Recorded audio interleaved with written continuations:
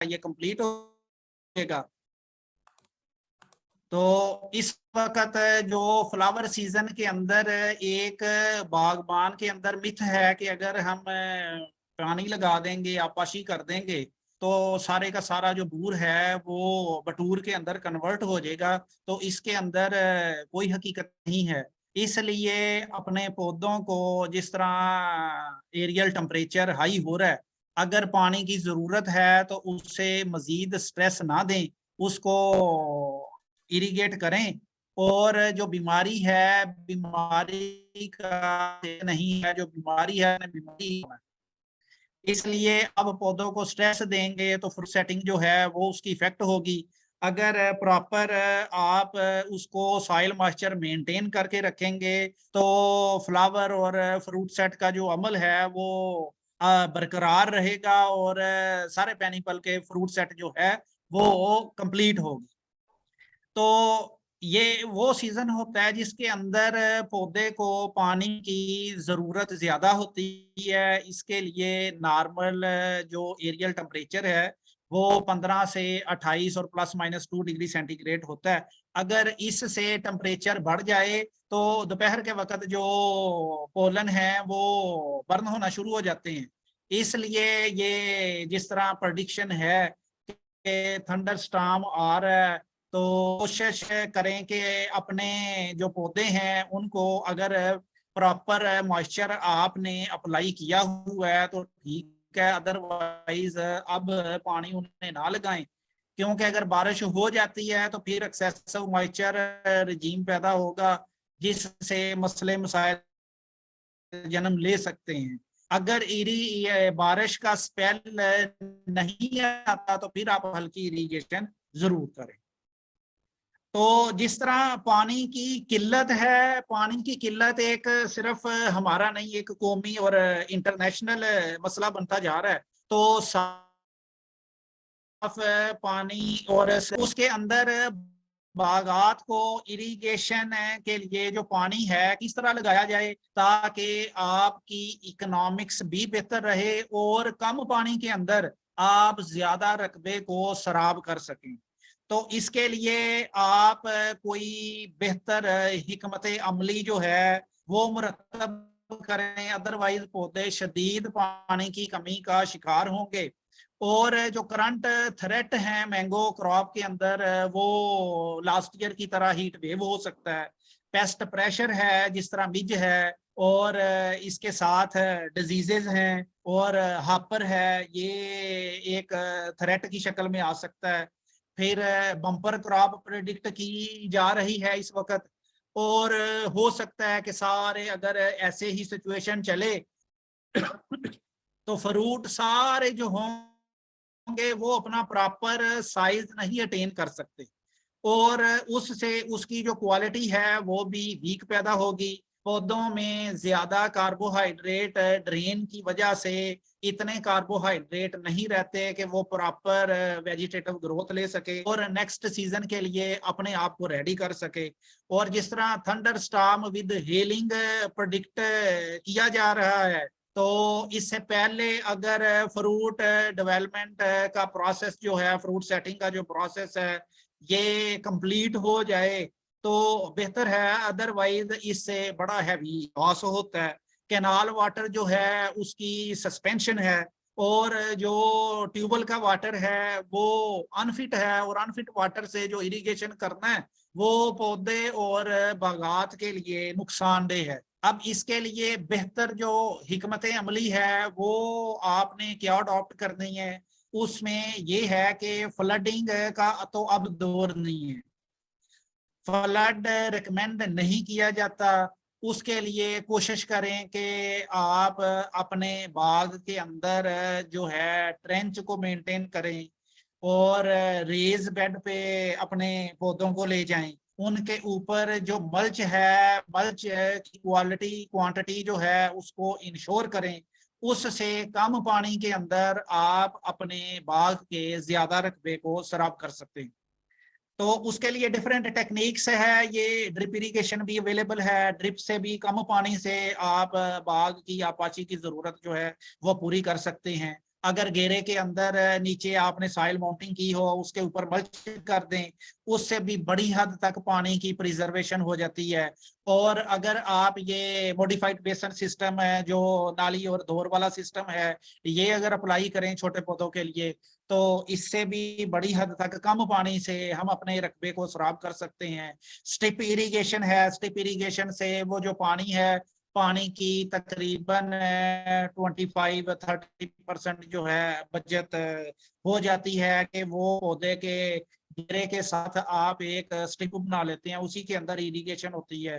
फिर raise bed method है, raise bed के अंदर सिर्फ नालियों के अंदर जो आप है इरिगेशन वाटर अप्लाई करते हैं, उससे भी पानी की 50% तक जो बचत है हो जाती है, और पौधे की आपाशी की जरूरत जो है वो हम पूरी कर सकते हैं। अब लास्ट ईयर वो पौधे जिनको हमने कवर किया था कोरे की वजह से, या उनके अंदर कोई क्रॉप लगाई थी, जो जहाँ पे कोरे की शिद्दत ज्यादा थी, वहां पे तो पौधे बिल्कुल मर चुके हैं, मुरझा चुके हैं। जो वीट के अंदर छोटे पौधे थे लगे हुए, वो जिन्होंने वीट से कद बाहर निकाला था, वो पौधे भी मर चुके हैं। और कैनोला के अंदर जो पौधे लगे हुए थे, एक मिथ पाया जाता है कि कैनोला में पौधे लगाने की वजह से पौधे भर जाते हैं, तो ये कैनोला का किरदार नहीं है। कैनोला के पौधे का कद बड़ा होता है, उसने आम के पौधे को ढांप दिया था, इस वजह से कुछ हद तक कैनोला में पौधे बच गए हैं, अदरवाइज उसमें कैनोला का किरदार है। अगर आप कोई भी क्रॉप ऐसी लगाएं जो पौधे को प्रोटेक्शन दे सकते हैं, और ऐसे पौधे जो बच गए हैं उन पे ये फ्लावर पेनिकल जो हैं वो नजर आ रहे हैं। ये मैंने वो रेड लकीर से वाजे किया है कि बेहतर है अगर आप समझते हैं कि उस पौधे का जो स्ट्रक्चर है वो वीक है, तो उस पे जो पेनिकल है वो आप टाइमली क्लिप कर दें तो बेहतर है, ताकि वो वेजिटेटिव फेज कंप्लीट करके अपना जो स्ट्रक्चर है उसको बेहतर कर सके, ताकि वो फल और फूल के वजन को संभाल सके। इसलिए जरूरी है कि पेनिकल क्लिप कर दें और पौधे के स्ट्रक्चर पे मेन फोकस करें। जो ट्यूबवेल वाटर है वो अनफिट है, तो इरिगेशन है वाटर की आप साइलेंट वाटर टेस्टिंग लेबोरेटरी, जो डिस्ट्रिक्ट साइल वाटर टेस्टिंग लेबोरेटरी है, उसकी खिदमत ले सकते हैं, वहां से एनालिसिस करवाएं। एनालिसिस करवाने के बाद अप्रैल बड़ा बेहतरीन सीजन होता है, उसके अंदर आप according to the need gypsum जो है वो अप्लाई कर सकते हैं एज ए रिक्लेमेशन, और ट्रेंच बना सकते हैं डाई बैग पौधों के इर्द गिर्द। और इससे कोशिश की जा सकती है कि जो साल्ट अकोमोलेशन है वो फीडर रूट से हम बाहर साल्ट की अकोमोलेशन करें। ये है मल्चे को जरूर इंश्योर करें कि इरिगेशन वाटर जो है उसको रिटेन करता है, और इरिगेशन जो इंटरवल है उसको एक्सटेंड करता है। इससे पौधे की आपाशी की जरूरत को कम पानी से हम पूरा कर सकते हैं। कोशिश करें जो इरिगेशन यूनिट हैं वो आपके स्मॉलर हों, बिगर ना बनाएं, ताकि वो छोटे जो यूनिट हैं उनको सराब करना, भरना, पानी लगाना आसान होता है बनिस्बत है कि आप बड़े यूनिट को पानी लगाएं। और ट्रेंच और रेज बेड जो सिस्टम है वो आप इस सीजन के अंदर अपना रेनोवेट कर सकते हैं, मेंटेन कर सकते हैं। कोशिश करें कि 15 अप्रैल से पहले आप ये मल जो है और कवरिंग विद ग्रास है उसे कम कर लें, ताकि आगे जो हीट है वो डायरेक्ट तने पे ना पड़े। और जनूब की तरफ है ये मगरब की तरफ कोशिश करें कि जरूर घास लगा के पौधे के तने को कवर करें। अगर पौधे का तना घास से कवर कर दें तो वो ठंडा रहता है और वो रेगुलर मंजिलें अपनी लेता रहता है। अगर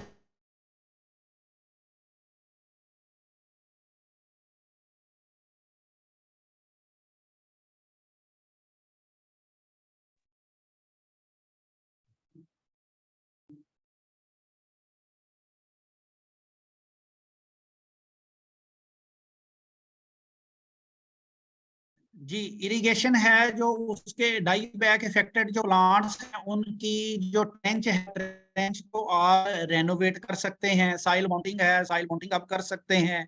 और मैंने अर्ज किया है कि 15 अप्रैल तक कोशिश करें कि जो ये मल्च है मल्च पौधे के नीचे और स्टेम कवरिंग जो है विद ग्रासेस आप कर लें। ये जिस तरह मल्च है तस्वीर में दिखाई गई, और बेड का जो ट्रेंच का साइज है ये साइल टेक्सचर के लिहाज से और पौधे के रिस्पॉन्स की बिना पे बनाया जा सकता है। इसके अंदर पौधे का रिस्पॉन्स देखते हुए कमी पेशी की जा सकती है। कोशिश करें कि जो उसकी कैनोपी की बाहर वाली लाइन है उससे 2 फुट अंदर आप ट्रेंच मेंटेन। ट्रेंच की जो गहराई 14 से 15 इंच और जो इसकी चौड़ाई है वो भी 14-15 इंच 1.5 फुट तक जो है आप मेंटेन करें, और अंदर से उसको मट्टी डाल के ऊंचा करें ताकि इरिगेशन डायरेक्ट वाटर उसको डायरेक्ट हिट ना करे, और बाहर एक मजबूत वट बनाएं ताकि उसके अंदर एक्सेसिव जो है इरिगेशन वाटर ना जा सके। ये जो स्मॉल प्लांट्स हैं, स्मॉल प्लांट के जो कोरे की वजह से जिनके ऊपर काफी ज्यादा असरात मुरतब हुए थे कि उनके पत्ते और टहनियां झड़ चुकी थी। अब आइडियल सीजन है जहां से पौधे ने पोट शुरू की है, उसकी जो डेडवुड है वो आप क्लिपर की मदद से काट दें। कार्डिगेशन है उन्हें, वो पौधे रेगुलर पोट लेने के लिए तैयार हैं, और 1-2 1.5 माह के अंदर उनके ऊपर इतनी भरपूर वेजिटेटिव ग्रोथ आएगी कि वो अपना जो स्ट्रक्चर है वो सारा उसे कवर कर ले। ये रेज बेड है, उसके अंदर इरिगेशन मल्च इंश्योर की हुई है। इसी तरह ये हाई डेंसिटी प्लॉट है, उसकी मेंटेनेंस है, और ये उसके साथ ही दूसरी जो अरेंजमेंट है, जो न्यूट्रिशन है इस वक्त, न्यूट्रिशन का बड़ा किरदार है फल की क्वालिटी और साइज बढ़ाने के लिए। तो ये जो मेजर न्यूट्रिशन है वो अगस्त जुलाई के अंदर जैसे ही वैरायटी हार्वेस्ट करते हैं वो टाइम होता है, वो हमने अप्लाई की थी। फूल निकलने से नाइट्रोजन की परसेंट और पोटाश की 50% होता है, ये फल खोतरी के देना लाजमी होता है। अगर आपने अप्लाई कर ली है तो बहुत बेहतर है, अगर ये नहीं की तो फ्रूट सेट जैसे ही होता है इरिगेशन के साथ ये आप न्यूट्रिशन जो है पौधे को प्रोवाइड करें। अगर हीट स्ट्रेस का मसला आता है तो फिर आप 1% जो पोटाश है उसका फोलियर स्प्रे भी कर सकते हैं। वाटर है, जो कार्नर साइड के प्लॉट हैं, सफेद चौंसा और सेंसिटिव जो वैरायटीज हैं वो सिर्फ जो बाग के बाहर हैं उन पौधों पे आप करके उन पौधों की भी बचत कर सकते हैं। बीड जो स्लेशर है उसका इस्तेमाल लाजमी करें इन बिटवीन द रोज, ताकि वो एज ए मल्च का काम करें, हीट जो है वो क्वेंच हो सके। और पौधे का जो स्ट्रक्चर है वो मैंने पहले जिक्र किया था, हवा के लिए, रोशनी के लिए। अगर आपने गुजरगाह यकीनी बनाई होगी तो उनके अंदर पूरे के पूरे जो उनके मेन लिम्ब हैं वो फ्लावर से इस वक्त भरे हुए नजर आ रहे हैं। अगर ये गुजरगाहें हमने हवा और रोशनी के लिए मेंटेन नहीं की हैं तो उनके अंदर बीमारी और कीड़ा ये दोनों बना।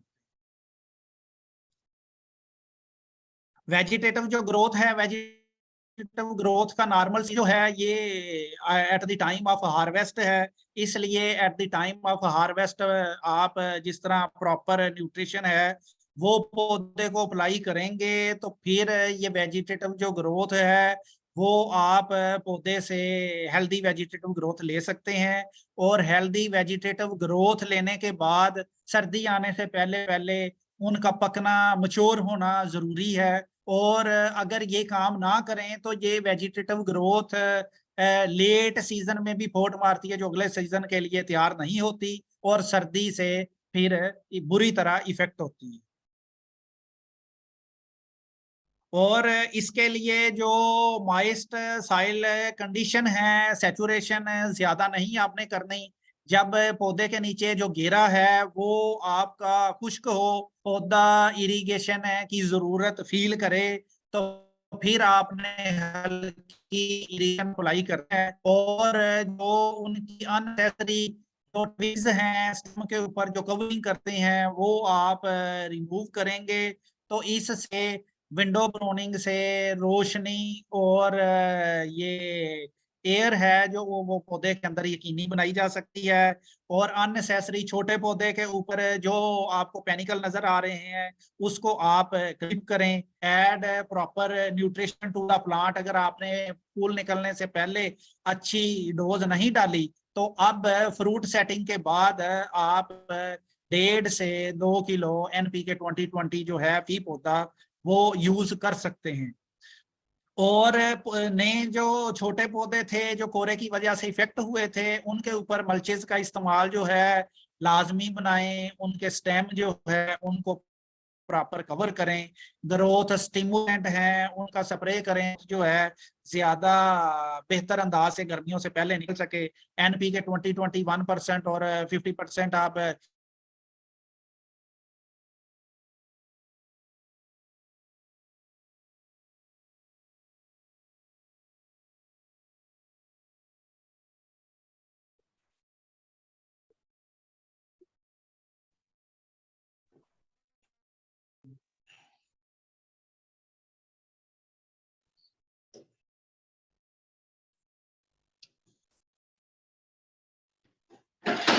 जी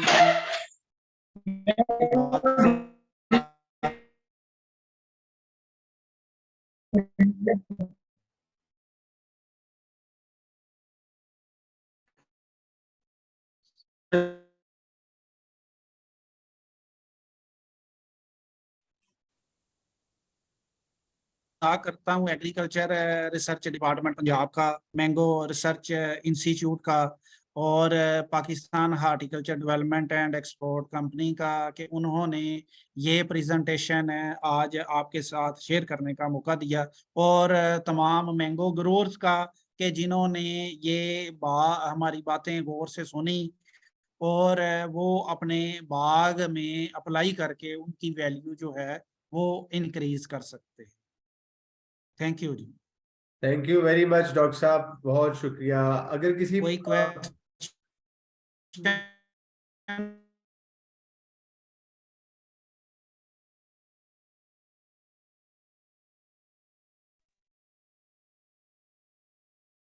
हावर साहब, क्या मैं क्वेश्चन कर सकता? सर जरूर करें जी।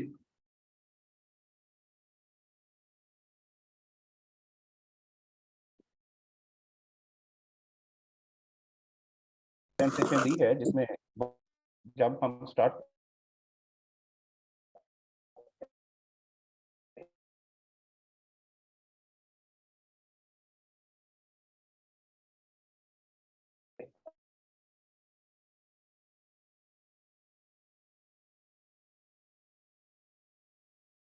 यहीं से स्टार्ट नहीं होनी? लगाना और उसकी प्लानिंग से रिलेटेड है तो उसके लिए मैं अर्ज करता हूँ ये मैंगो का जो बाग है ये बेसिकली तो 100 साल का मंसूबा बना के लगाया जाता है कि एक नस्ल इसका बाग लगाती है, अगली नस्ल जो है वो उसका जो फल है वो खाती है।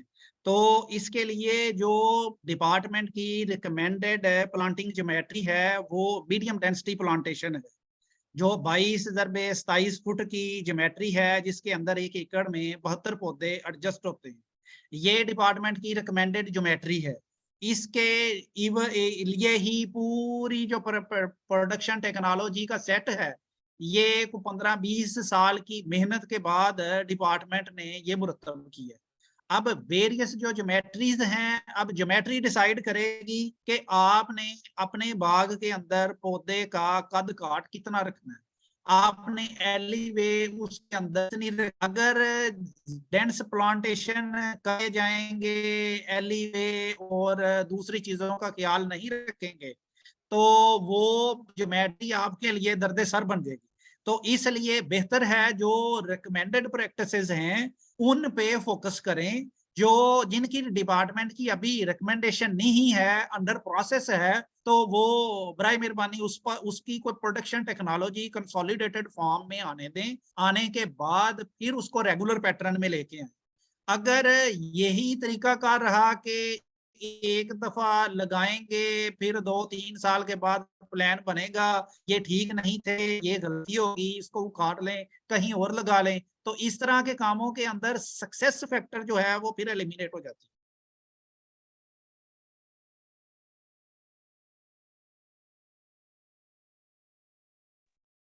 सर सवाल, सॉरी सर, सवाल कुछ और था, जवाब कहीं और चला जी गया। खबर थैंक यू साहब वेरी मच। नेक्स्ट। किसी और पार्टिसिपेंट का कोई क्वेश्चन है तो जरूर पूछें जी। जी अस्सलाम वालेकुम, मेरा नाम तसद्दुक कराई है। मैं काजी अहमद ज़िला नवाबशाह से मेरा ताल्लुक है, मैंगो ग्रोअर हूँ। मैं जावेद इकबाल साहब से एक सवाल पूछना चाह रहा हूँ, अगर इजाज़त हो। सर पूछे सर, आपके लिए ही बैठे हैं सर। बहुत शुक्रिया। मैंने पूछना था कि जो ट्रेंच सिस्टम जावेद साहब बता रहे थे, तो उसमें फर्टिलाइजेशन वगैरह जो प्लांट को देनी है वो ट्रेंच के थ्रू ही देनी है, नंबर 1, या वो रूट जोन में अप्लाई करें और वो खुद ही फिर मॉइस्चर ट्रेंच के थ्रू फीडर भी वहीं से अपटेक हो जाएगा, या वो ट्रेंच में ही फर्टिलाइजर जो हम रेगुलर जिस तरह देते हैं लिक्विड फॉर्म में या उसको वाटर सॉल्युबल फॉर्म में या डायरेक्ट ग्रेनुअल फॉर्म में, तो वो एप्लीकेशन कहाँ किस तरह की जाए? जी आपका क्वेश्चन है ट्रेंच के रिलेटेड। तो ट्रेंच के सिलसिले में मैं अर्ज करता चलूं, जो ट्रेंच है वो किसी हेल्दी पौधे के लिए रिकमेंडेड नहीं है, वो है सिर्फ और सिर्फ डाई बैक इफेक्टेड प्लांट के लिए। डाई बैग जो इफेक्टेड प्लांट हैं जिनके ऊपर मुंह सड़ी का इशू आता है, उनके अंदर सबसे जो बड़ा मसला है वो रूट जोन के अंदर वेट कंडीशंस हैं। अगर हमने ट्रेंच बनाई है, ट्रेंच बनाने के बाद उस पौधे को ऑलरेडी सफोकेशन का इशू है, साल्ट का इशू है, तो ट्रेंच के अंदर किसी भी किस्म की, ये दोबारा मेरी बात नोट फरमा लें कि ट्रेंच के अंदर किसी भी किस्म के फर्टिलाइजर केमिकल की जरूरत नहीं है। आपने सिर्फ पानी लगाना, सिर्फ पानी लगाना है, आपने सिर्फ पानी लगाना है। उसके अंदर किसी किस्म का कोई केमिकल फर्टिलाइजर, कोई फंजीसाइड वगैरह, कोई इस तरह की और चीज आप माइक्रोन्यूट्रेंट के हवाले से, कोई ग्रोथ स्टिमुलेंट के हवाले से वो ना डालें। आपने सिर्फ पानी लगाना है। पानी तब दूसरी दफा आपने लगाना है जब वो ट्रेंच खुश्क हो जाए, और पौधे के ऊपर एसेसरी जो काट छांट है वो आप करके उसका जो साइज है वो एक हेल्दी जो साइज है वो आप मेंटेन कर लें। मेंटेन करने के बाद उसकी जितनी कनॉपी की विड्थ है, कनॉपी की विड्थ से 2-2.5 फुट अंदर आप चले जाएं बड़े पौधे पे, तो वहां पे आप गोल दायरे के अंदर ट्रेंच बनाएं जो 1.5 फुट चौड़ी हो, 1.5 फुट गहरी हो। अंदर आपने मट्टी रेज करनी है। रेज करने के बाहर बाहर मजबूत वट बनानी है। वट बनाने के बाद फिर आपने एक दफा पानी से भर देनी है, और फिर आपने कोशिश करनी है कि दोबारा उस वक्त उसको इरिगेट करें जब वो ट्रेंच अंदर से बिल्कुल खुश्क हो जाए। ठीक हो गया, थैंक यू सो मच मैं डियर, बहुत शुक्रिया। मैं ये ट्रेंच के रिलेटेड खावर साहब को वो उर्दू में लिखा हुआ लिटरेचर है उसकी क्लिप भेज देता हूँ, वो काइंडली ग्रुप के अंदर शेयर कर दीजिएगा खावर साहब। शेयर करिएगा। मैं यहाँ पे जावेद साहब मेरी एक और गुजारिश, please don't mind my comments. आपने जो ज्योमेट्री बताई प्लांट्स की 22 फीट बाय 27 फीट, आपने बताया कि जी डिपार्टमेंट ने पीरियड ऑफ 25 इयर्स स्टडी करके ये फाइनल पैटर्न सेट किया है। तो बात ये है कि इफ अनफॉर्चुनेटली हमारा department is far behind the international practices जो हो रही हैं, जो हाई डेंसिटी और उस पे हो रही हैं, तो फिर क्या किया जाए? जो आपने कॉन्सिक्वेंसेस बताए कि जी अभी हम हाई डेंसिटी काट लें, फिर कहें जी हम ये लगा नहीं सकते, हो सकता है हम 22 बाय 27 पे लगा के फिर 10 साल बाद पछताएं कि जी हम अगर हाई डेंसिटी लगा लेते तो that would have been a better option. और इसलिए कि जब आप पौधे बड़े हो जाएं तो फिर इन बिटवीन आप अगर प्लांट्स और लगाते हैं तो वो तो प्लांट बढ़ने को आते ही नहीं है, चूंकि they don't get full nutrition, sunlight जो भी चाहिए। सो बहरहाल मेरी practice as a mango grower मैंने स्टार्ट किया था ईयर 99-2000 में। उस वक्त मैंने पंजाब की मुख्तलिफ नर्सरीज प्रैक्टिसेस, और यहाँ मैंने सिंध में पहली दफा मैं ही ग्रोअर था जिसने 20 बाय 20 फीट पे लगाए थे प्लांट्स। तो हर बंदा जो गुजर रहा था, मेरा चूंकि mango orchard main national highway पे है N5 पे, तो जो भी गुजरता था वो कहता था यार चौधरी पागल हो गए, इसने ये 20 फीट बाय 20 फीट में लगा दिए, ये तो इसको काटने पड़ेंगे। तो अल्हम्दुलिल्लाह मेरा तो 23 इयर्स का एक्सपीरियंस ये है कि मुझे तो उसमें से उतनी यील्ड मिली है कि जो सिंध के अच्छे अच्छे ग्रोअर जो पुराने पैटर्न पे लगा रहे थे आम, उनको नहीं मिली। अब लास्ट ईयर में बीच में से कोई 5-7 एकड़ हैं जो मुझे 7-8 फीट से उन्हें चॉप करना पड़ा है, जो रीजुविनाइल हो रहे हैं अभी, और इस साल माशाल्लाह वो हो गए। इसी तरह मेरा प्लान है अल्टरनेट करता जाऊंगा। मुझे तो उसका रिजल्ट बहुत अच्छा मिला। उसके बाद आसिफ भैया, टीपू साहब भी गालबन, उनके कहने पे मैंने 15 एकड़ सिंध हाई डेंसिटी पे लगाया है, जो 10 बाय 10 पे है। अल्ट्रा हाई पे नहीं लगाया है, लेकिन 10 बाय 10 पे लगाया है।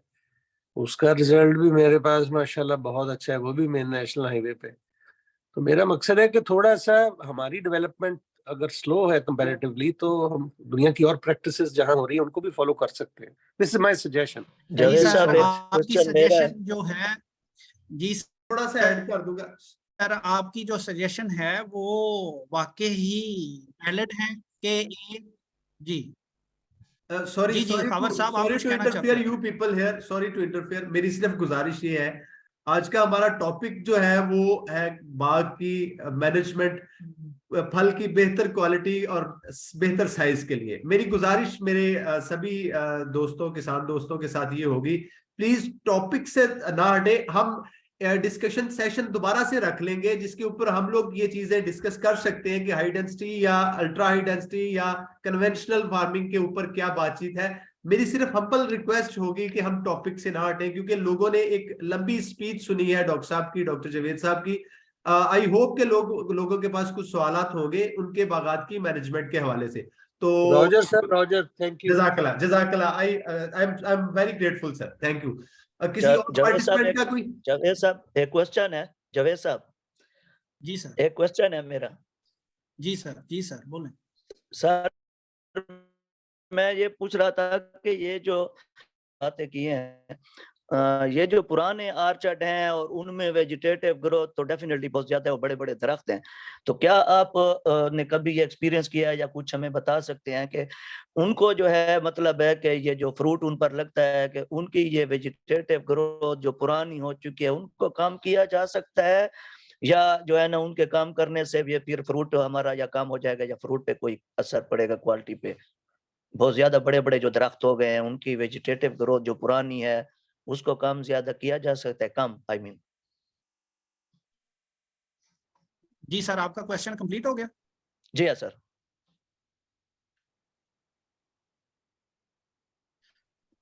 तो इस सिलसिले में मैं सर अर्ज करूं, जो बड़े पौधे हैं जो 40 बाई 40 पे हैं लगे हुए हैं, उसका 25-30 फुट कद है, वो साल के अंदर एक आध बार ही वेजिटेटिव जो ग्रोथ है वो लेते हैं।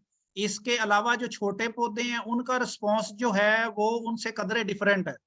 तो जिस तरह मैं अर्ज कर रहा था कि वेजिटेटिव ग्रोथ का टाइम जो है वो आफ्टर हार्वेस्ट है, तो आपने रेगुलर प्रैक्टिस से बार बार यही कोशिश करनी है कि वेजिटेटिव ग्रोथ मोस्टली शुरू हो आफ्टर हार्वेस्ट। जो फ्रूट के साथ है वो वेजिटेटिव ग्रोथ जब निकलेगी तो फिर उसके अंदर बेशुमार मसले मसाइल हैं, कुछ कीड़ों के मसले मसाइल हैं, कुछ बीमारियों के हैं, और वो उसके अंदर फिर ये फ्रूट के साथ कंपटीशन है कि लीफ बड़ा होगा, लीफ को बड़े होने के लिए कैल्शियम की जरूरत है। तो वो जो लीफ है, लीफ बहुत बड़ा सिंक है, वो अपनी कैल्शियम है या न्यूट्रिशन है वो फ्रूट से ड्रेन करके खुद अपना साइज मैच्योर करेगा।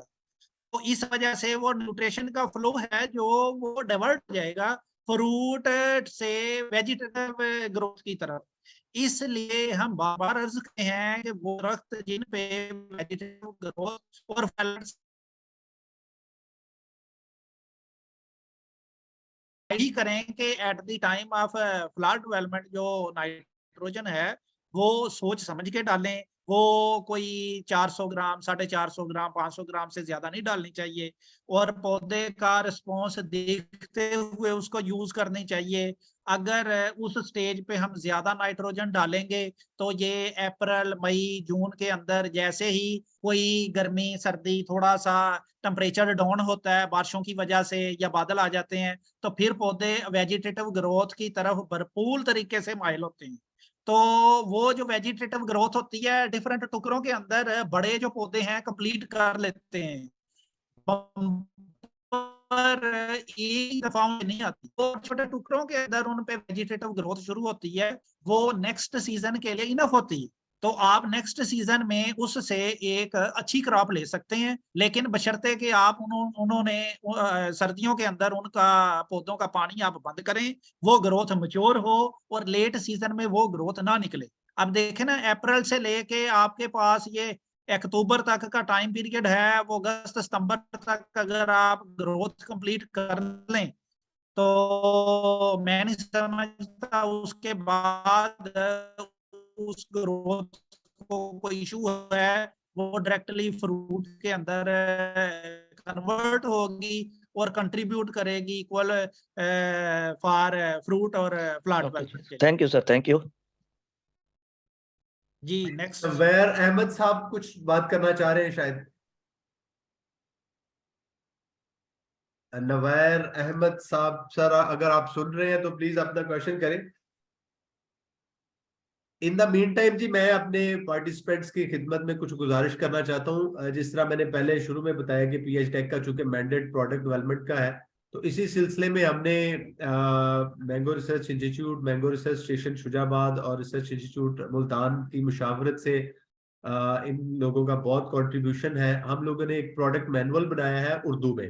हमारा ख्याल ये है, आम फहम की बात है, नेचुरल सी चीज है कि इस तरह की प्रेजेंटेशन से लोग 50-60-70% इंफॉर्मेशन एब्जॉर्ब करते हैं और उसके बाद फिर चीजें भूलना शुरू हो जाती हैं। कुछ बहुत सारे लोग तो बेचारे मेरे जैसे, उनको समझ आती आती आती नहीं आती, और कुछ लोग जो समझ सकते हैं चीजों को तो वो मेन पॉइंट कुछ समझ लेते हैं, कुछ चीजें भूल जाती हैं।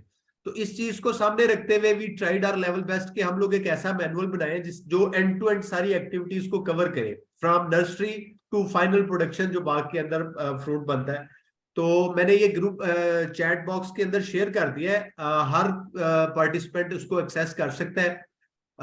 इस मैनुअल के अंदर हमने हर एक्टिविटी, हर पेस्ट, हर डिजीज, हर जो पहलू है, इंपॉर्टेंट पहलू है, उसको कवर करने की कोशिश की है। अगर आप लोगों को लगे कि कहीं पे कोई चीज, किसी चीज की कमी है, तो we would like to welcome your comments. इस मैनुअल की सॉफ्ट कॉपी हमारी वेबसाइट पे भी अवेलेबल होगी, यहां से भी आपको मिल सकती है। इन केस अगर आपको कोई दिक्कत होती है वेबसाइट से डाउनलोड करने में, तो please feel free to contact me. मैं अपना नंबर यहाँ पे लिख देता हूँ। हम लोग इस तरह के सेशंस हर मंथ करते रहेंगे। खास तौर पे जो भी जावेद साहब ने बड़ी इंतहाई बात के ऊपर जो रोशनी डाली है, जो फिनोलॉजिकल साइकिल जिसको बार बार हम लोग बोल रहे हैं, वेजिटेटिव ग्रोथ के टाइम पे वेजिटेटिव ग्रोथ चाहिए, फ्रूट सेटिंग के टाइम पे फ्रूट सेटिंग चाहिए, वरना सब कुछ डिस्टर्ब हो जाएगा। जो वाराबंदी का मामला है वो भी आपका हल हो सकता है। जिस टाइम पे फल लगा हुआ है, हमारे फल जब हम लोग काटते हैं तो अंदर से गला हुआ निकलता है, जिसको जेली स्टोन बोलते हैं, या वो सॉफ्ट हो जाता है अंदर से, वही कैल्शियम की डेफिशिएंसी है। और वो उन बागों में या उन पौधों के ऊपर होता है जहां पे एक टाइम पे दोनों ग्रोथ चल रही होती है, फल भी चल रहा होता है और पत्ते भी चल रहे होते हैं। तो पत्ता वहां से कैल्शियम निकालता है अपनी ग्रोथ के लिए। बड़ी सादा सी फिलॉसफी है, आप लोगों के लिए इसका समझना इंतहाई जरूरी है। जब तक आप लोग नहीं समझ सकेंगे, आप बेहतर क्वालिटी और यील्ड नहीं ले सकेंगे। किसी और साहब का कुछ सवाल है तो प्लीज वो साथ साथ पूछता रहे। मैं तो अपने पीएचडी के मैंडेट के ऊपर बातें शुरू कर दी है मैंने। जी डॉक्टर मुजाहिद साहब। अस्सलाम वालेकुम काबर साहब। जी वालेकुम सलाम सर। सर सबसे पहले तो मैं आपका शुक्रिया अदा करना चाहूंगा और राजा जुल्फिकार जक्का साहब का कि वो जो है ना इतनी इंफॉर्मेटिव कॉन्फ्रेंस या सेमिनार टाइप करवाते हैं। अच्छा सर, मेरा ना स्पेसिफिक क्वेश्चन आपसे है कि मैंगो की क्वालिटी के हवाले से आजकल, क्योंकि आप एक्सपोर्ट बोर्ड में हैं, मैंगो की क्वालिटी के हवाले से एक्सपोर्ट में कौन कौन से स्पेसिफिक प्रॉब्लम आ रहे हैं, जैसे उसमें ब्लेमिशेस होती हैं या उसका साइज कम आ रहा है, आजकल रिसेंट क्या है हमारी एक्सपोर्ट में प्रॉब्लम मैंगो, इससे आगाह कीजिएगा। Thank you. डॉक्टर साहब चूंकि ये टॉपिक रेलिवेंट नहीं है, लेकिन मैं मेन चीजें बता देता हूँ। रहीम खान साहब भी यहाँ पे बैठे हुए हैं। सबसे बड़ा इशू हमारी कॉस्मेटिक लुक का है। कॉस्मेटिक लुक एक बहुत बड़ा चैप्टर है, इसके ऊपर हम लोग बड़ी डिटेल में डिस्कशन करेंगे, लेकिन वो कॉस्मेटिक लुक जो इंटरनेशनल मार्केट के अंदर हमें चाहिए वो हम लोग नहीं बना पा रहे। मल्टीपल चीजें हैं जो उस कॉस्मेटिक लुक को खराब कर रही हैं। सैप का इशू है, ब्रूजेस का इशू है, मिस हैंडलिंग का इशू है। बट चूंकि ये आज का टॉपिक नहीं है तो मैं माजरत करूंगा कि मैं बहुत ज्यादा इसके ऊपर बात नहीं करूंगा। हमारा अगला सेशन जो शायद मोस्ट प्रोबेबली मई के अंदर हम लोग करेंगे, वो basically post harvest handling, safe harvesting, post harvest handling, inland transportation, processing और सॉर्टिंग, फिर पैकेजिंग, और पैकेजिंग के बाद स्टोरेज, और हमारा जो इनलैंड जो हमारा एयरपोर्ट तक का जो सफर है या सी पोर्ट तक का जो सफर है, उसके ऊपर डिटेल में हम लोग इस सारे टॉपिक को कवर करेंगे। हर वो स्टेज जहां पे कॉस्मेटिक लुक के अंदर कहीं ना कहीं कोई डिस्टर्बेंस आ रही है, डैमेजेस ऐड हो रहे हैं, will definitely cover that specific area और हम डिटेल में इसके ऊपर बात करेंगे। बट जो मेन इशू हमें आ रहा है फ्रंट एंड मार्केट में, देखिए हमारी बहुत बड़ी मार्केट है, रीजनल मार्केट। दुनिया की जितनी भी आप एक्सपोर्ट्स या इंपोर्ट्स उठा के देख लें, ज्यादातर एक्सपोर्ट्स रीजनल मार्केट्स के अंदर होती हैं, और उसकी सबसे बड़ी वजह पेरिशेबिलिटी है। तो पेरिशेबिलिटी, चूंकि हमारा मैंगो भी पेरिशेबल है, तो हमारे लिए एक बहुत बड़ी एक अपॉर्चुनिटी है चाइना की मार्केट की। बट अनफॉर्चुनेटली, रहीम खान साहब इसमें बहुत माहिराना राय रखते होंगे, अनफॉर्चुनेटली हम लोग चाइना की क्वालिटी को मीट ही नहीं कर पा रहे। वो जो वहां पे फ्रूट उन लोगों को चाहिए। मेरी आवाज आ रही है जी?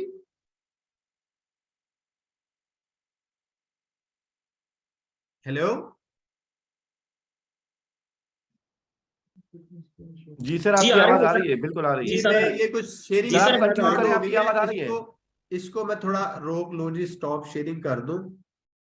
हाँ जी, ठीक हो गया। मैं जो बात करना चाह रहा था, चाइना के अंदर चाइना की इंपोर्ट 4-4.5 लाख टन की है मैंगो की, और अनफॉर्चुनेटली हम 100 टन भी नहीं कर पा रहे। और सबसे बड़ी वजह और बेसिक वजह कॉस्मेटिक्स है सर, और कोई रॉकेट साइंस नहीं है। हमने अपनी कॉस्मेटिक को बेहतर करना है, और कॉस्मेटिक बहुत बड़ा चैप्टर है। तो इसके ऊपर हम रखेंगे सर सेशन, इंशाल्लाह आपको जरूर जहमत देंगे, आप आइएगा। इंशाल्लाह हम कोशिश करेंगे कि सारी चीजें कवर करें। और जैसा कि मैंने पहले अर्ज किया कि इस तरह के सेशंस हम लोगों ने प्लान किया कि हर मंथ या मंथ में 2 बार एटलीस्ट जरूर रखें। हम आप लोगों को तंग करते रहेंगे सर, आप लोगों के पास आते रहेंगे, ताकि जो मैक्सिमम हमारी तरफ से कंट्रीब्यूट हो सकता है हमारी फार्मिंग कम्युनिटी में। देखें, हमारा है सीइंग एंड बिलीविंग वाला कॉन्सेप्ट।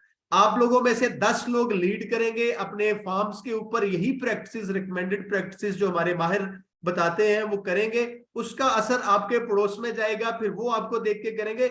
मुझे याद है आज से 10-15 साल पहले हम डीसैपिंग रैक लेके गए थे फील्ड में, तो मेरे साथ ही हुआ, लोगों ने मुझे कहा यार ये अस्पताल वाली 4 पहिया कितों लेके आ गया, सानू बीमार करन गया। तो लोग इस तरह इसको जान छुड़ा रहे थे, डीसैपिंग रैक्स को देख के डर गए थे। लेकिन अब लोगों को आगे समझ आई है कि इसके बगैर शायद गुजारा नहीं है। हमारी जो पोस्ट हार्वेस्ट जो सैप के इश्यूज हैं, वो शायद हम लोग डीसैपिंग रैक्स के बगैर उसको रिजॉल्व नहीं कर सकेंगे। खैर, ये अलग तरफ जा रही है बात। मैं खान साहब से गुजारिश करूंगा अगर 5 मिनट वो भी हमें दे दे, जो फार्मर साइड से जो कंट्रीब्यूशन होगा क्वालिटी और यील्ड के ऊपर, उसके बाद जो जी सर, थैंक यू। जो पोस्ट हार्वेस्ट इश्यूज मेनली हम लोग फेस कर रहे हैं उसके ऊपर मैं खान साहब से रिक्वेस्ट करूंगा कि वो 5 मिनट हमें जरूर रोशनी डालें जी इसके ऊपर। Thank you. खबर मेरे से कहा कि और भी बहुत सारे खान सर आपसे अब्दुल रहीम खान साहब सर। Thank you sir. कोई और खान होगा तो सर हम उनसे भी रिक्वेस्ट कर लेंगे। थैंक यू जी। खबर, ये आपकी बहुत अच्छी एफर्ट्स है सर। ये जो हम बार बार सबक दोहराते हैं, ये इसलिए नहीं दोहराते क्योंकि लोगों को समझ में नहीं आता। दोहराई करने से इंसान की जो खूबियां होती हैं वो उजागर होती रहती हैं। आपने बिल्कुल वो एग्जांपल जो दी है डीसैपिंग वाली 4 पहियों की, वाकई ऐसा ही था, लेकिन आहिस्ता आहिस्ता लोगों को समझ में आ गया। अगर मैं सिट्रस की बात करूं तो लोगों को 19 साल के बाद समझ में आया कि बटन से कटिंग किस तरह की जाती है और क्यों की जाती है। वो सीन इज द बिलीव वाली बात आपकी बिल्कुल सही है। देखिए, हमने जितने भी काम करने हैं उनके लिए सिस्टमेटिक अप्रोच होनी चाहिए। उसके लिए मैं एक एग्जांपल शेयर किया करता हूँ कि बंदा पानी में गिर जाता है, लाख हाथ पांव मारता है, उसके बचने का कोई इम्कान नहीं होता। अगर उन्हीं हाथ पांव को वो एक सीक्वेंस मारना शुरू कर देता है, जिसे हम कहते हैं वो स्विम करने लग गया, वो उन्हीं हाथ पांव से बच जाता है। Systematically practice, systematically utilisation of हमारी जो चीजें हैं, प्रैक्टिस है, अगर हमने करेंगे तो हम फायदामंद रहेंगे। अभी जुवेद साहब कह रहे थे वो वेजिटेटिव ग्रोथ वाला, तो मैं क्वेश्चन मेरे जहन में उभर रहा था कि जब हम नाइट्रोजन डालते हैं फल के लिए और साथ ही वेजिटेटिव ग्रोथ शुरू हो जाती है, क्या हम at that time vegetative growth वाली शाखों को काट नहीं सकते, उन्हें प्रून नहीं कर सकते कि हमारा जो न्यूट्रिशन हमने दी है वो जाया ना हो? जिस तरह आपने कहा है कि वो सीड जेली बन जाती है due to the lack of calcium, that's true. अब ने उस कैल्शियम को कैसे पहुंचाना है अपने प्लांट तक? वो इसी तरह पहुंचाएंगे कि हमारा जो फर्टिलाइजर है उसकी अप्रोच फल तक हो पाए, वो वेजिटेटिव ग्रोथ में जाया ना हो जाए। तो क्या हम वेजिटेटिव ग्रोथ वाली जो ब्रांचेस हैं उन्हें रिमूव कर दें? अगर हम फल दरख्त पर अच्छा प्रोड्यूस करेंगे, अच्छी क्वालिटी में प्रोड्यूस करेंगे, उसकी अच्छी हिफाजत करेंगे, प्रॉपरली यूटिलाइजेशन ऑफ फंगिसाइड करेंगे उसे क्योर करने के लिए। हम बटूर से बचने के लिए बात नहीं कर सकता, लेकिन मैंने जो देखा है वो शेयर करूंगा कि जब मॉइस्चर में moisture level in the orchard कहीं कोई फफूंदी है, कोई फंगस है जो कि उसको डिस्टर्ब करती है, कैसे करती है ये मेरा सब्जेक्ट नहीं है, तो इसलिए मैं इसमें प्रोब भी नहीं कर सकता, ये पैथोलॉजी वाले बेहतर जान सकते हैं। अगर हम उस चीज को एड्रेस कर लें, उसके बाद फिर फंजीसाइड की एप्लीकेशन को एड्रेस कर लें कि किस टाइम किस फंजीसाइड का यूज किया जा सकता है। और जब हम फंजीसाइड का यूज करते हैं या पेस्टिसाइड का यूज करते हैं, तो हमें देखना चाहिए कि उसके ऊपर लिखा हुआ क्या इफेक्ट क्या है, वो क्या ड्यूरेशन वगैरह है, कि मेरी मार्केटिंग में आगे चलकर प्रॉब्लम क्रिएट ना हो। फिर हमारे पास फ्रूट फ्लाई की भी तो मिनिमाइज कैसे कर सकते हैं? ऐसी करें जो गिरे हुए फल हैं, जाया शुदा फल है, उनको डिग कर दे, डिगिंग करें, उसमें उस बरी कर दे, जमीन के अंदर दबा दें उन्हें, तो फिर हम ट्रैप लगाएं। और ट्रैप अगर 2 की बजाय 4 लगा लेंगे तो कोई फर्क नहीं पड़ेगा, आपको उसका फायदा ही होगा अगर सही तरीके से लगाएंगे। तो अगर ट्रैप पर ट्रैप लगाते जाएंगे, कोई सिस्टमेटिक अप्रोच में नहीं लगाएंगे, तो फिर सिर्फ जिम्मेदार बेचारा अपने पैसे जाया करेगा, उसका रिटर्न उसे नहीं मिल पाएगा। फिर जब हम हार्वेस्टिंग में चले जाते हैं, अभी वो सेब का आपने कहा, फिर हमने ये भी देखना है कि गुच्छों में जो फल लग जाता है, अगर हम उनको किस तरह सेव कर सकते हैं कि एक दूसरे पर ब्रूजिंग ना हो पाए, क्वालिटी का फल मिल जाए। एक साइज का अगर हम फल की कोशिश करते हैं, तो फिर हमें, जैसे एक साहब ने चौधरी साहब कह रहे थे कि डेंस प्लांटेशन, वो उसकी जरूरत है। प्लांट कम लगेगा, एक साइज का लगेगा। अब डेंस प्लांटेशन करेंगे तो उसकी मैनेजमेंट जिम्मेदार की जरूरत है। अगर उसको प्रॉपर मैनेजमेंट करेगा, ही विल गेट अ गोल। और अगर उसको कहेगा चल उन्होंने ला लिया तो तुसी कम करी जाओ, ऐसा नहीं है। तो हमारे पास बहुत पोटेंशियल है। मुझे बड़ी खुशी हुई है कि पीएचडेक ने फिर दोबारा से जन्म लिया है और एफर्ट्स कर रहा है for the development and growth of in the export of fruits and vegetable. तो ये एक बंदे का जॉब नहीं है, हर बंदे का जॉब अपनी अपनी जगह है। ये जो काम मिलते हैं हमें, ये तकसीम है रब की, उसका वहाँ वहाँ काम करना चाहिए। हम अपनी नियत से काम करें, रिवार्ड क्या मिलता है Allah knows better. Seen is the believe, यकीन है फार्मर का, इस पर टोटली यकीन है। और फल की जो क्वालिटी होगी उसको कैसे मैनेज करना है, कैसे बनाना है, ये बिल्कुल स्टार्ट फ्रॉम द, मेरा तो यकीन ये है कि जिस दिन मैंने गड्ढा खोदा है और 10 दिन पहले प्लांट उगाने से खोदा है, उसी दिन से शुरू हो जाएगा कि यार मैं प्लांट किस क्वालिटी का लेना चाहता हूँ। तो एक्सीलेंट आपके और आपकी टीम की एफर्ट्स का कि वो ये काम कर रही है। और आई श्योर कि ये it is not just for mango, आप हमारे ऑल फ्रूट्स एंड वेजिटेबल, अगर हम धनिया को एक्सपोर्ट कर सकते हैं टिंडे, कद्दू, भिंडी तोरी कर सकते हैं। तो मैंगो तो हमारा तो फिर बहुत बड़ी क्रॉप है, और इसको अगर हम प्रॉपरली मैनेज कर लें और इसको प्रॉपरली एक्सपोर्ट कर लें तो बहुत अच्छी। हमारे पास वेयर हाउसेज हैं, लेकिन अनफॉर्चुनेटली काम करने की अप्रोच कुछ और है। उस अप्रोच को इन लाइन करें। मैं जब आपसे नॉलेज शेयर करूंगा तो मेरी इज्जत कम नहीं हो जाएगी, मेरे आपको कमी नहीं आ जाएगी मेरे में, ना मुझे खौफ है कि मेरी इज्जत कोई और ले जाएगा। काम करें, शेयरिंग करें, नॉलेज शेयरिंग करें, लोगों तक अच्छी अप्रोच पहुंचाएं जहां तक हो सकता है। इस खौफ के अलावा कि नहीं मैं दस देता तो ओदे नंबर बन जाएंगे, कोई किसी के नंबर नहीं बनते, नंबर अपने अपने हैं और अल्लाह देने वाला है। हमारी अप्रोच सिर्फ काम और बस काम होनी चाहिए विद द पॉजिटिव अप्रोच। वो मैंगो है, वो बनाना है, वो खजूर है, वो सिट्रस है, कोई भी, इवन इन वेजिटेबल्स में भी काम करें, तरीके से करें और you will get a excellent result. Thank you very much father, best of luck.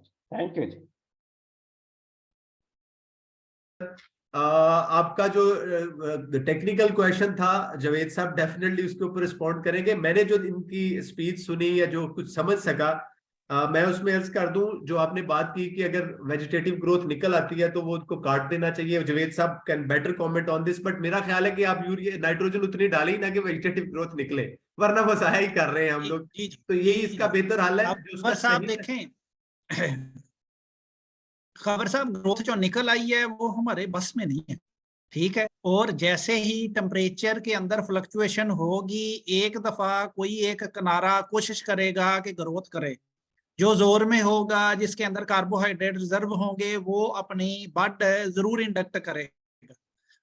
और अब वो निकल आई है तो उसको काटने की कोई जरूरत नहीं है, हर साल ऐसे ही होता है। ये 100% हमारी मर्जी के मुताबिक नहीं चलता। हम कोशिश करते हैं कि इसको छड़ी से, खाद से, पानी से, अपनी मर्जी के मुताबिक इसकी ग्रोथ को चेंज करके फिर के सेट में लेके, अगर ये उससे इनहराफ है तो आप बार बार प्रैक्टिस करेंगे, इंशाल्लाह आपकी बात मान जाएगा। और ये आम है, आम फलों का बादशाह है। बादशाह फिर इस तरह के काम करते हुए अपनी आप तो दिखाते हैं ना।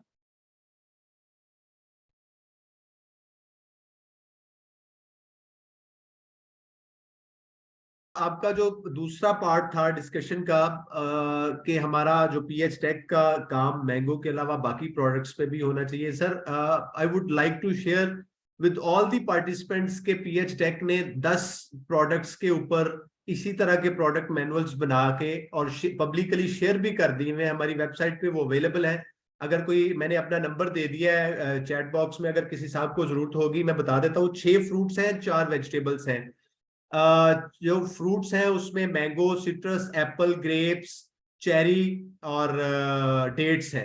जो 4 हमारी वेजिटेबल्स हैं उसमें अनियन, पोटैटो, गार्लिक और जिंजर है। इन 10 के ऊपर हमने फार्मर्स के लिए उर्दू जुबान में प्रोडक्शन टेक्नोलॉजी के ऊपर डिटेल्ड प्रोडक्ट मैनुअल या ट्रेनिंग मैनुअल हम लोगों ने बना के हमारी वेबसाइट पे अवेलेबल है। किसी दोस्त को चाहिए होगा तो मैं भी शेयर कर दूंगा। एक काम तो ये सर हमने किया।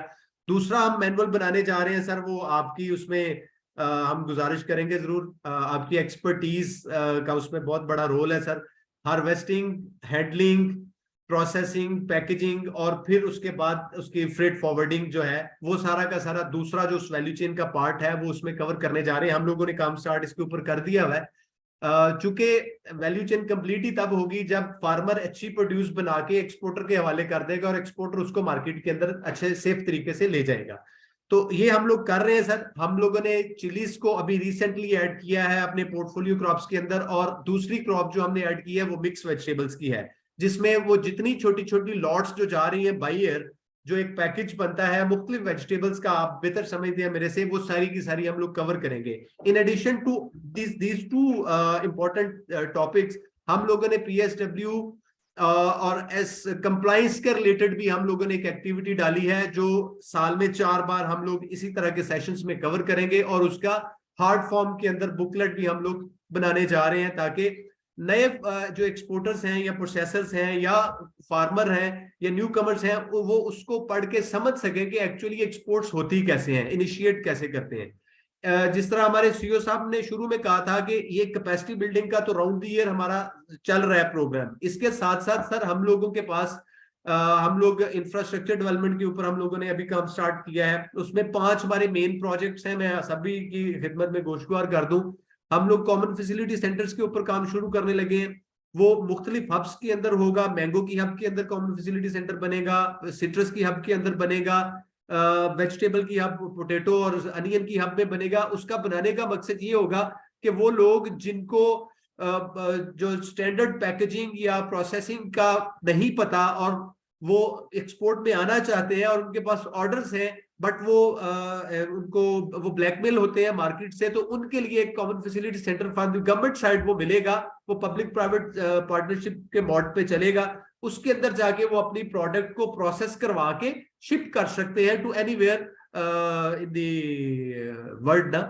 तो ये हमारा प्लान है। हम बनाना के ऊपर कोई मैकेनाइज्ड कोई स्टैंडर्ड किस्म की प्रोसेसिंग लाइन नहीं है, हम उसके ऊपर हम लोगों ने काम स्टार्ट किया है। हम स्कैनर्स के ऊपर काम कर रहे हैं, ये पोर्ट्स के ऊपर, चाहे वो ए पोर्ट हो चाहे वो सी पोर्ट हो, ताकि जो पेरिशेबल प्रोडक्ट है वो बगैर उसकी कूल चेन तोड़े हम लोग उसको स्कैन करके निकाल सकें। क्योंकि ये एंटी नार्कोटिक्स और कस्टम वाले शिपमेंट को खोलते हैं, उनके भी अपने मिसाइल हैं, उन्होंने जारी बात है वो कंप्लाइंस करनी है।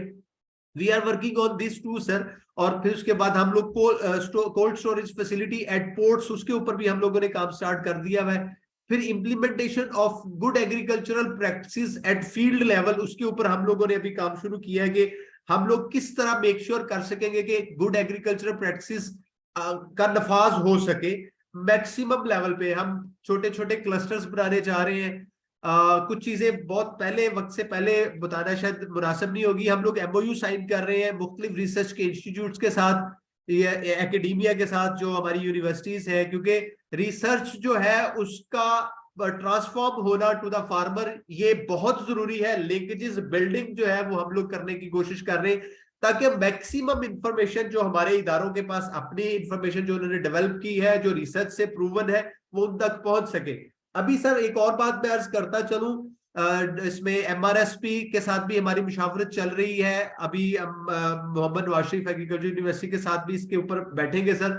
हम मैंगो बैगिंग के ऊपर एक पायलट प्रोजेक्ट करने जा रहे हैं, यकीनन आपको भी ऑन बोर्ड लेंगे सर।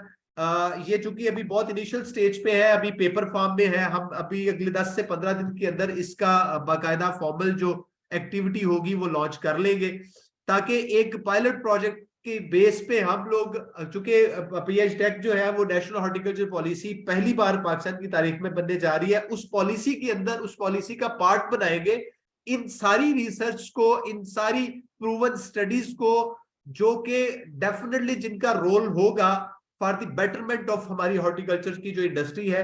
क्योंकि ये पिछले 7-8 साल से स्टेगनेंट है। अगर मैं और थोड़ा सा सख्त लफ्जों में बोलूं तो मेरा ख्याल शायद हम नेगेटिव जाना शुरू हो गए हैं, पॉजिटिव जाने की बजाय, जिसका शायद हमें ये खतरा है कि आने वाले सालों में अगर उस तरह से काम ना हुआ तो हम शायद किसी दूसरी तरफ ना चल पड़े। क्योंकि इस साल की एक्सपोर्ट की नुकी देखें तो बहुत कम हुई है, जो कि एक अच्छी चीज नहीं है। इसी तरह मैंगो की एक्सपोर्ट अगर पिछले सालों की देखें तो बेहतर है, लास्ट ईयर की एक्सपोर्ट निस्बतन कम रही है। गो के इश्यूज कहीं और दूसरी तरफ से भी आए, लॉजिस्टिक के इश्यूज काफी सारे थे, कॉस्टिंग के इश्यूज काफी सारे थे, बट फिर भी हमने अपनी प्रोडक्ट को इकोनॉमिकली वाइबल बनाने के लिए फार्मर को ऑन बोर्ड रखना है सर। क्योंकि फार्मर मेन पिलर है हमारी पूरी इंडस्ट्री का। फार्मर ही अच्छा प्रोडक्ट, इकोनॉमिकली वाइबल प्रोडक्ट बनाएगा जो कि एक्सपोर्टर मार्केट के अंदर लेके जाएगा। ये तो कुछ चंद गुजारिशात थी जो पीएच डेक के रिलेटेड थी। और हम लोग इस तरह के सेशंस जो है वो वीकली बेसिस पे कर रहे हैं, बट चूंकि एक प्रोडक्ट नहीं है, हम एक प्रोडक्ट के ऊपर महाना हमारा प्लान है। हमारा अभी मंडे वाले दिन सिट्रस के ऊपर, गुड एग्रीकल्चर प्रैक्टिसेस के ऊपर, हम Sargodha university college of agriculture की कोलैबोरेशन के साथ हम लोग एक गुड एग्रीकल्चर प्रैक्टिसेस के ऊपर एक वर्कशॉप करने जा रहे हैं। 21 तारीख बरोज मंगल को हमारा रेड चिलीज या चिलीज के ऊपर, एफ्लाटॉक्सिन के ऊपर एक वेबिनार है। मैं वो सारे लिंक, सारे इन्विटेशन अपने सारे जो व्हाट्सएप ग्रुप्स हैं उनके अंदर शेयर करता रहूंगा। मेरी रिक्वेस्ट मेरी पार्टिसिपेंट्स कम्युनिटी के साथ ये होगी, फार्मिंग कम्युनिटी, कि अगर हम लोग कोई कहीं पे लैग कर रहे हैं, कोई चीज मिस कर रहे हैं, तो रिक्वेस्ट ये होगी, बजाय आपस में एक दूसरे से बात करने के जिदा कख नहीं फायदा होना, कुछ नहीं होना, हमें बताएं, ताकि हम लोग वो उस एरिया के अंदर उस गैप को फिल करने की कोशिश करें ताकि आप लोगों को फायदा हो सके। देखिए इस सारे प्रोग्राम का मकसद सिर्फ आप लोगों की फलाह है, आप लोगों की समझ है।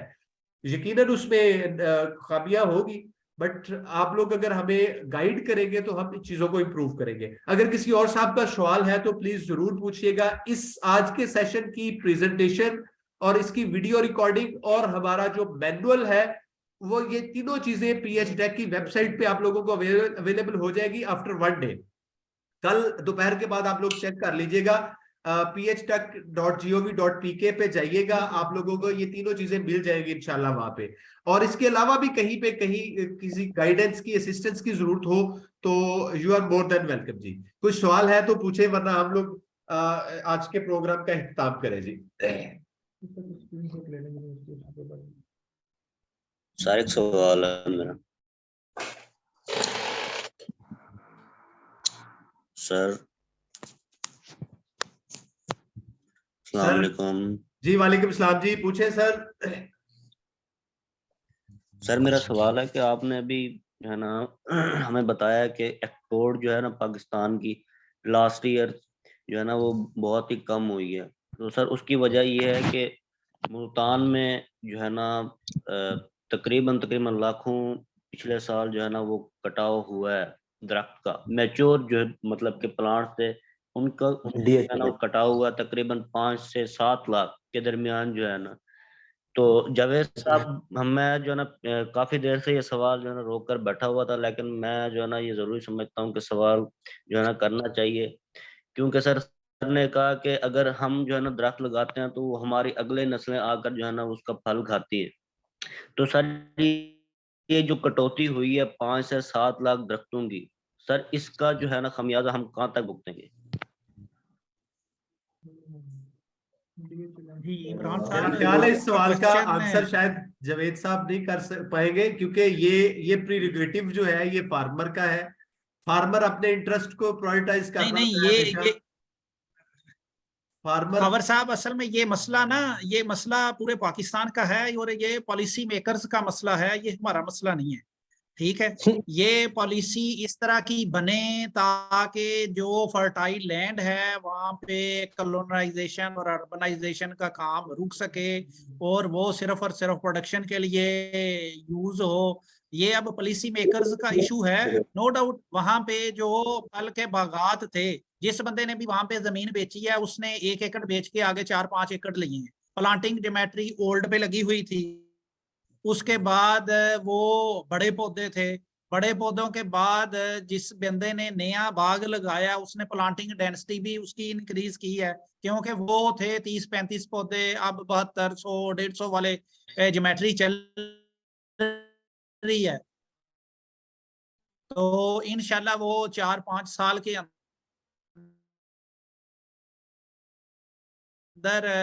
जो भाग हैं वो भी प्रोडक्शन, लेकिन जो मेजर चंक्स हैं वो with the passage of time देखें, प्रोडक्शन टेक्नोलॉजी इंप्रूव हुई, प्लांटिंग ज्योमेट्री इंप्रूव हुई, वो सारी जो चीजें हैं वो कंपनसेट हो जाती हैं। लेकिन मसला ये नहीं है, मसला है पॉलिसी मेकर्स का।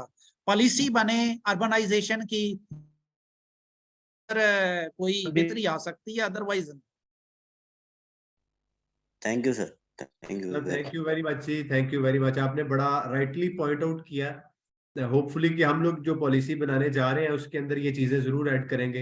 हम लोग कंसल्ट करेंगे सारे रिसर्च के इदारों के साथ, एकेडमिया के साथ, जो मेन स्टेक होल्डर है हमारे, PFA है, मैंगो ग्रोअर एसोसिएशन है, प्रोग्रेसिव मैंगो ग्रोअर एसोसिएशन है, सिंध मैंगो ग्रोअर एसोसिएशन है, या जो फल और सब्जी की दूसरी एसोसिएशन पाकिस्तान में 4 सूबों में है। हमारा 4 सूबों की गवर्नमेंट्स के साथ राब्ता शुरू हो चुका है। पहले हम गवर्नमेंट लेवल पे चीजें इकट्ठी कर रहे हैं, बट ऑफ कोर्स उस पॉलिसी का ड्राफ्ट हम मेन स्टेक होल्डर्स के साथ शेयर करेंगे। ये इशू भी डेफिनेटली उसके अंदर हाईलाइट होगा और ये वक्त की जरूरत है इंशाल्लाह। किसी और बंदे का कोई सवाल है सर जरूर पूछिए, वरना हम इख्तिताम करें जी। जी सर, मेरा एक सवाल है सर। सर मेरा सवाल ये है कि मैंने एक तो सर ये जो आपकी मीटिंग है ना ये देर से जरा स्टार्ट की थी, लेकिन इशू ये है सर, मैं कोटदू से हूँ और हम जो है ना एक्सपोर्ट करना चाहते हैं, लेकिन हमारे पास ना एक्सपर्टीज या जो है ना एग्जैक्ट डिटेल चीजें नहीं है। तो हम चाहते हैं कि इस तरह की ना एक्सपोर्ट रिलेटेड जो है ना ट्रेनिंग्स जो है ना कंडक्ट करवाई जाए मिनिमम लेवल से, मतलब एक लेमैन के हिसाब से, और हमें जो है ना इसके ऊपर गाइड किया जाए तो हमारा एक छोटा फार्मर भी जो है ना आगे जा सकता है। तो उसके लिए मैं चाहूंगा कि आप मुझे बताएं कि क्या फेवर कर सकते हैं। अहमद साहब, आपने चूंकि लेट ज्वाइन किया था, मैंने डिटेल में इसके ऊपर डिस्कशन कर लिया है। चैट बॉक्स के अंदर मेरा नंबर है सर। एक्सपोर्ट के ऊपर किसी किस्म की भी कोई इन्फॉर्मेशन चाहिए होगी, मेरा नाम खावर है जी। मेरा नंबर इसमें 0300766589 मैंने लिख दिया, नोट कर लें। ये थोड़ा सा इररिलेवेंट हो जाएगा टॉपिक से, इसके ऊपर डिटेल में डिस्कशन कर लेंगे। इसके ऊपर हम लोगों ने, मैंने पहले बता दिया था कि 4 प्रोग्राम राउंड द ईयर हमने रखे हैं, जो जनरल एक्सपोर्ट्स के ऊपर, how to start export, what are the basic requirements, और जो मुख्तलिफ कंट्रीज की एसपीएस रिक्वायरमेंट है उसके ऊपर हम डिटेल में बात करेंगे इंशाल्लाह। अगर आपको ज्यादा जल्दी कोई इन्फॉर्मेशन चाहिए तो मेरा नंबर मौजूद है, आप प्लीज मेरे से कांटेक्ट कर लीजिएगा। डॉक्टर रिजवान साहब शायद कोई बात करना चाह रहे हैं जी।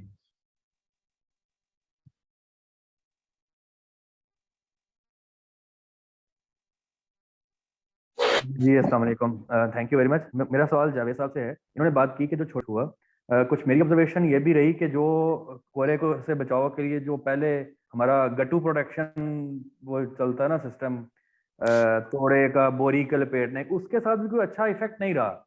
वो भी मुतासर हुए हैं, और बहुत सारे जो रवायती तरीक़ेकार हमारे चल रहे थे उन सब के साथ हमारे प्लांट्स जो है ना ज़्यादा मुतासर हुए हैं। तो मेरे ख्याल में इस वक्त क्या हमें इस बात की ज़रूरत की तरफ तवज्जो करनी चाहिए कि नई जो चीज़ें हैं जैसे स्पन बॉन्ड वगैरह है, टिशू जिसको हम आमतौर पे कहते हैं, जो हम टनल फार्मिंग के लिए भी यूज़ कर रहे हैं, क्या वो बेटर रहेगा इसके लिए फ्रॉस्ट प्रोटेक्शन के लिए इन द कमिंग सीजन? क्योंकि अब देखें हम मोस्टली जो नए बागात लग रहे हैं वो तो हाई डेंसिटी पे लग रहे हैं, वो लग भी हाई डेंसिटी पे रहे हैं, और आगे भी उनका साइज तो हम छोटा रखेंगे, मेंटेन करेंगे। तो जब छोटे साइज वाले प्लांट्स जो हैं वो स्मॉल ट्री सिस्टम में वो ज्यादा इफेक्ट हो रहे हैं, तो उसके लिए बेटर क्या टेक्नोलॉजी अडॉप्ट की जा सकती है टू अवॉइड फ्रॉस्ट जो है ना अटैक और उसकी तबाही? जी रिजवान साहब, आपने बहुत अच्छा क्वेश्चन किया, और मैं मेरे ख्याल में काफी देर से इस क्वेश्चन का वेट भी कर रहा था। ठीक है, पहले भी एक भाई ने इस तरफ इशारा किया था, लेकिन वो बात फिर रास्ते में रह गई। असल में हकीकत ये है कि वाकई ये एक फैक्ट है कि छोटे और बड़े पौधे का जो गर्मी और सर्दी के खिलाफ रिस्पॉन्स है वो डिफरेंट है। ठीक है, नो डाउट, इसका कतन ये मतलब नहीं है कि डिपार्टमेंट ये हाई डेंसिटी प्लांटेशन है कि ट्रायल जो है उनको ओन नहीं कर रहा, उन पे काम नहीं कर रहा। सिंध पंजाब के अंदर हमारे डिफरेंट ऐसे डेमो ट्रायल हैं जो चल रहे हैं, और ऐसे भी ट्रायल हैं जो बिल्कुल मैच्योर हो चुके हैं।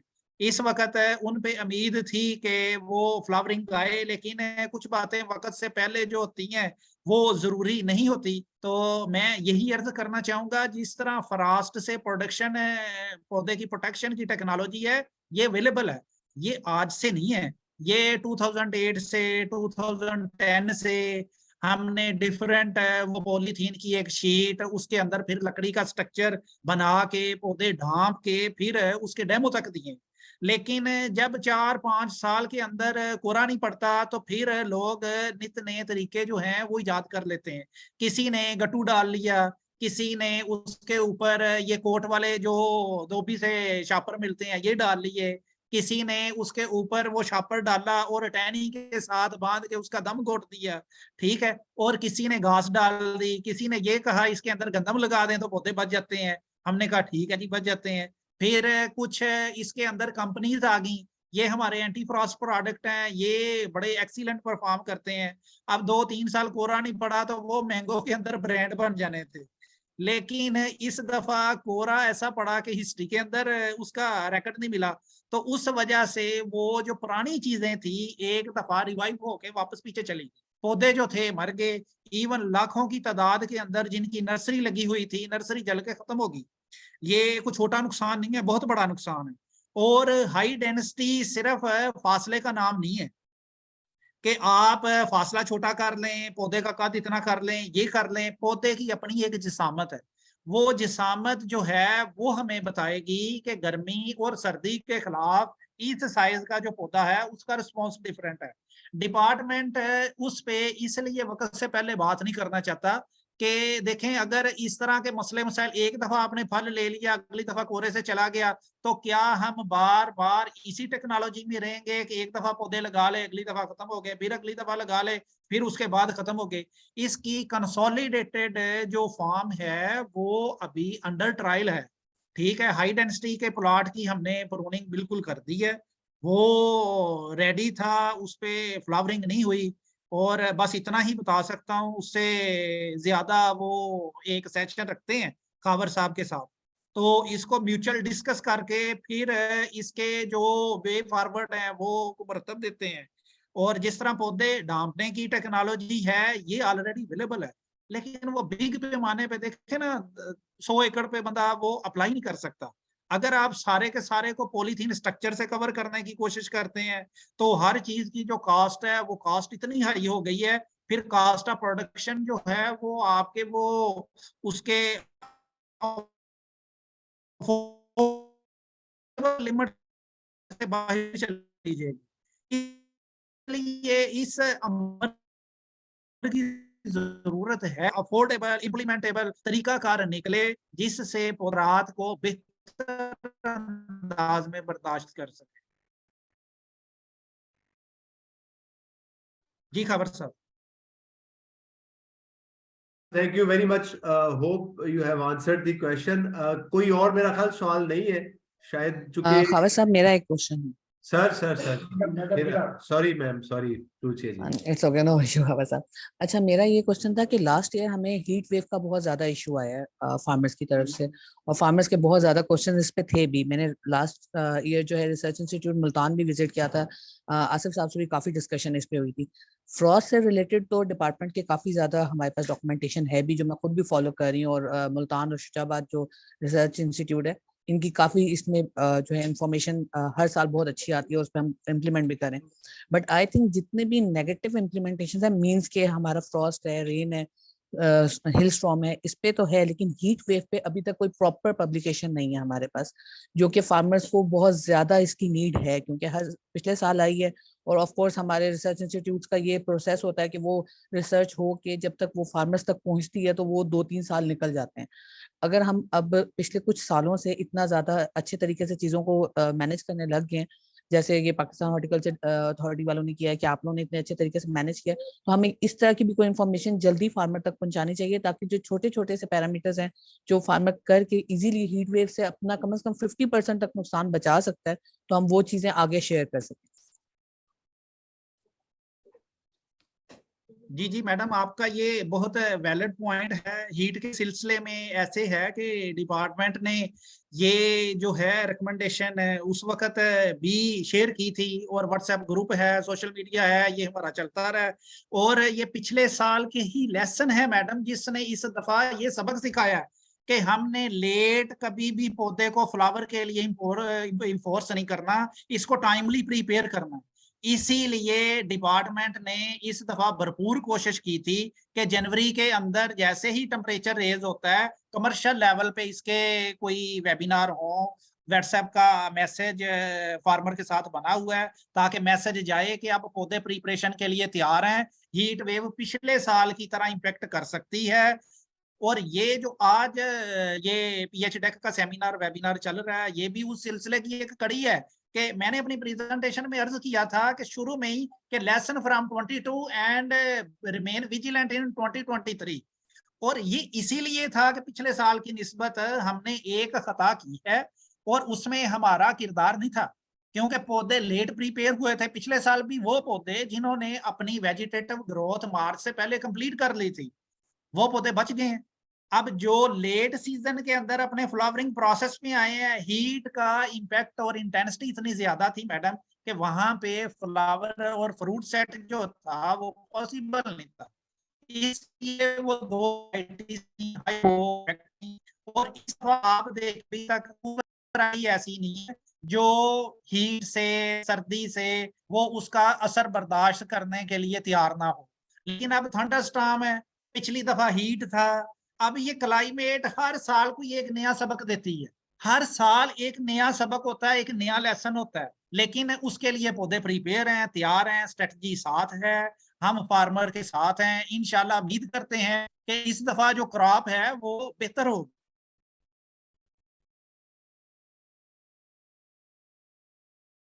ओवर टू खबर साहब। जो मुझे समझ आया है सारी तकरीर से, ये सारे साल की मेहनत और तैयारी जो है वही गर्मी से बचाएगी, वही सर्दी से बचाएगी। ये कोई शॉर्ट टर्म या कोई शॉर्टकट नहीं है किसी मसले को ओवरकम करने के लिए। तो फार्मर्स को पूरा साल ही अपने पौधों की तैयारी इस तरह करनी है कि जो गर्मी आगे आएगी या जो सर्दी आगे आएगी, पौधा खुद से उसके साथ कैसे लड़ेगा। इसके साथ ही मैं अपने honourable guest speaker doctor Javed साहब का बहुत ज़्यादा मशकूर हूँ कि उन्होंने अपनी मसरूफियात में से आज हमारे लिए वक्त निकाला। मैं सभी किसान भाइयों, किसान दोस्तों का मशकूर हूँ। कुछ लेडीज़ हैं, बड़ी खुशी हुई देख के कि लेडीज़ की तरफ से भी कंट्रीब्यूशन आ रहा है। ये वक्त की ज़रूरत है। हम लोग जितना जल्दी इस पूरी टेक्नोलॉजी को समझ आए, जिसको हम लोग टेक्नोलॉजी बोलते हैं, वैसे तो ये बड़ी आसान सादा सी चीजें हैं। जिस तरह हम लोग अपनी जरूरियात, अपने मसाइल को समझते हैं, इसी तरह हमने पौधों की जरूरियात और मसाइल को समझना है। और उनको समझते हुए हमने उनको मैनेज करना है, उनको ट्रेन करना है, ताकि वो हमें बेहतर फल, बेहतर क्वालिटी का और बेहतर मिकदार का फल दे सकें। यही हमारे मुल्क की जरूरत है। इसी के साथ मैं सबका शुक्रिया अदा करूंगा और इसी तरह के प्रोग्राम के साथ हम लोग जल्द आप लोगों के साथ दोबारा मिलेंगे। होपफुली 2 हफ्तों के बाद रमजान में, अगर ये कन्वीनियंट हुआ सारे लोगों के लिए, या फिर रमजान के फौरन बाद किसी किस्म का कोई आप लोगों की क्वेरी हो तो मैंने चैट बॉक्स के अंदर अपना नंबर लिख दिया है। Please feel free to contact any time regarding any query of export related issues. कोई गवर्नमेंट की तरफ से आप लोगों को कोई आपको लगता होगा कि इंटरवेंशन की जा सकती हो तो जरूर हमें अप्रोच करिएगा। मैनुअल्स मैंने शेयर कर दिया हुआ है, चीजें सारी मैंने कोशिश की है आप लोगों को बता दी है। 10 क्रॉप्स का भी आपको बता दिया है। जिस भाई के पास जो क्रॉप्स हैं, अगर वो उसमें इंटरेस्टेड हो तो वो हमारे हर प्रोग्राम में आप शरीक हो सकते हैं। हम जो फिजिकल एक्टिविटीज कर रहे हैं फील्ड के अंदर जाके, उसको भी हम जूम पे इसी तरह चलाते होते हैं जिस तरह आज का वेबिनार चल रहा है। तो वो activity at a time physically भी चल रही होगी और उसका एक वर्जन उसी टाइम पे लाइव जूम के ऊपर भी अवेलेबल होगा। आप लोगों को वहां पे भी पूरा मौका दिया जाएगा सुनने का, देखने का, सवाल करने का, अपने कमेंट करने का। इसके साथ ही मैं इजाजत चाहूंगा सबसे। पाकिस्तान जिंदाबाद। अल्लाह हाफिज़। अस्सलाम वालेकुम। अल्लाह हाफिज।